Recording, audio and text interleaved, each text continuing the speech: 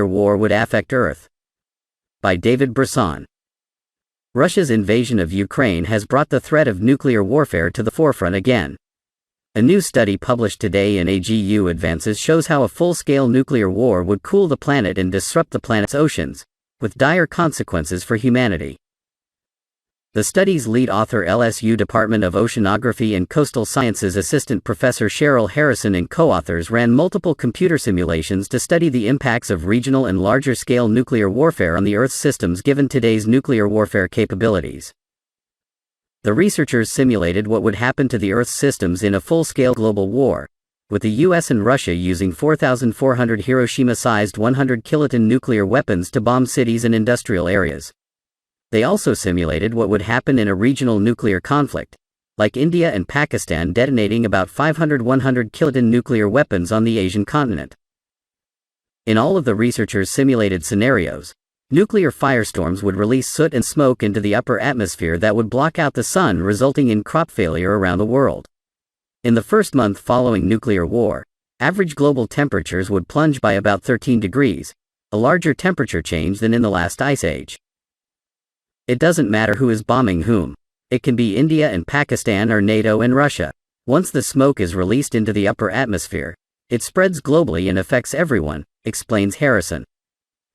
About 100 million people would die from the blasts in the first hours of the war.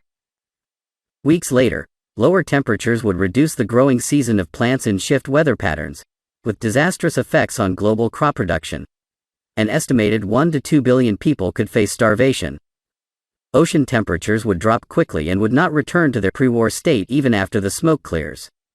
As the planet gets colder, sea ice expands, blocking major ports in the northern hemisphere, including Beijing, Copenhagen and St. Petersburg. The sea ice would spread into normally ice-free coastal regions, blocking shipping across the world's oceans, making it difficult to get food and supplies into some areas. The sudden drop in light and ocean temperatures, especially from the Arctic to the North Atlantic and North Pacific Oceans, would kill the marine algae, which is the foundation of the marine food web, essentially creating a famine in the ocean. This would halt most fishing and aquaculture. Oceans take longer to recover than land. In the largest US-Russia scenario, ocean recovery is likely to take decades at the surface and hundreds of years at depth, while changes to Arctic sea ice will likely last thousands of years and effectively be a nuclear little ice age. Marine ecosystems would be highly disrupted by both the initial perturbation and in the new ocean state, resulting in long-term, global impacts to ecosystem services such as fisheries, write the authors. Nuclear warfare results in dire consequences for everyone. World leaders have used our studies previously as an impetus to end the nuclear arms race in the 1980s, and 5 years ago to pass a treaty in the United Nations to ban nuclear weapons. We hope that this new study will encourage more nations to ratify the ban treaty, said co-author Alan Robach, distinguished professor in the Department of Environmental Sciences